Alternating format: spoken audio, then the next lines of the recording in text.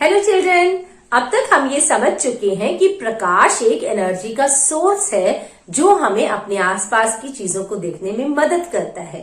साथ ही साथ हम छायाओं का बनना भी समझ चुके हैं।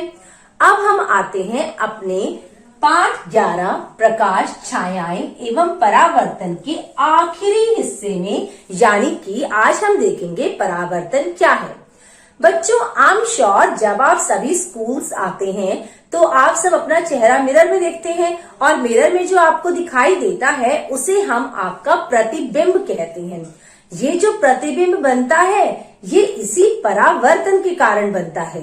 परावर्तन क्या है? जब प्रकाश की किरण किसी चमकीली सतह से टकराती है तो उसका कुछ परसेंटेज वापस मुड़ जाता है और प्रकाश की किरण का किसी चमकीली सतह से टकराकर वापस मुड़ जाना ही परावर्तन कहलाता है। ऐसा नहीं है कि परावर्तन सिर्फ चमकीली सतह में होता है। परावर्तन सभी वस्तुओं में होता है जिसके कारण ही हम वस्तुओं को देख पाते हैं। लेकिन जो पृष्ठ जितना चमकीला होता है उतना ही परावर्तन की परसेंटेज बढ़ जाती है। तो परावर्तन की डेफिनेशन समझते हैं।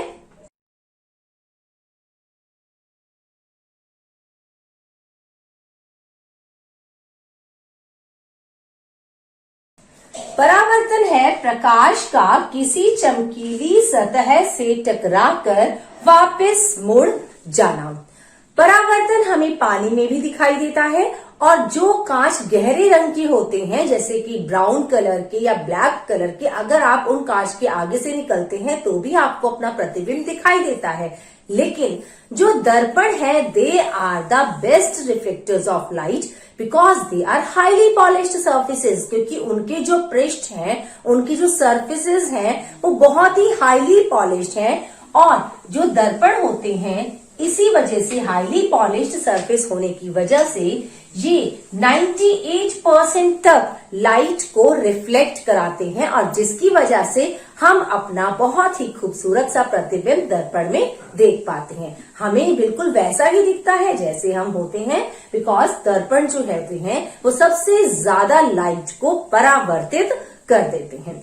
परावर्तन को और अच्छे से समझने के लिए आइए एक एक्टिविटी करते हैं। और आज की एक्टिविटी में खास ये है कि ये एक्टिविटी परफॉर्म करेंगे आपके ही क्लास के बच्चे रमन।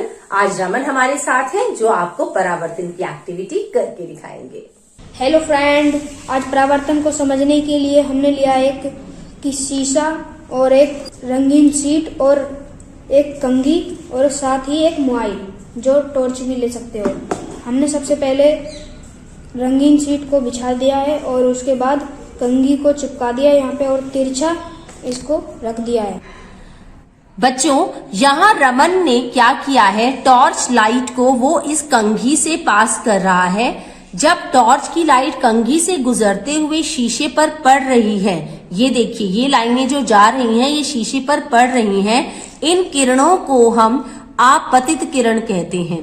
उसके बाद जब ये लाइट रेस शीशे से टकरा रही हैं तो ये वापस आ रही हैं। आप इस कागज की शीट पर देखिए, ये किरणें परावर्तित किरणें कहलाती हैं।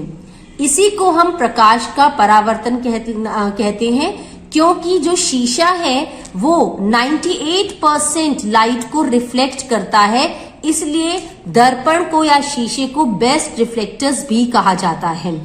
इस एक्टिविटी से हमने ये समझा कि प्रकाश सरल रेखा में गमन करता है और साथ ही साथ जब प्रकाश किसी बेस्ट रिफ्लेक्टर पर, हाईली रिफ्लेक्टेड सरफेसेस पर पड़ता है तो प्रकाश का रिफ्लेक्शन, परावर्तन हमें बिल्कुल साफ साफ दिखाई देता है। ये बिल्कुल वैसे होता है जैसे कोई गेंद जब दीवार पर टकराती है और फिर आपके हाथ में वापस आती है। आप यहाँ बहुत अच्छे से देख पा रहे होंगे प्रकाश की किरणों का शीशे से टकराना और फिर टकरा कर वापस मुड़ जाना। ये आपके पाठ का आखिरी हिस्सा था बच्चों। इसके साथ ही हमारा पाठ प्रकाश, छायाएं एवं परावर्तन यहीं समाप्त हुआ। Thank you. NTPC Faridabad and Chief Minister's Good Governance Associates Program with Star Teachers of Faridabad.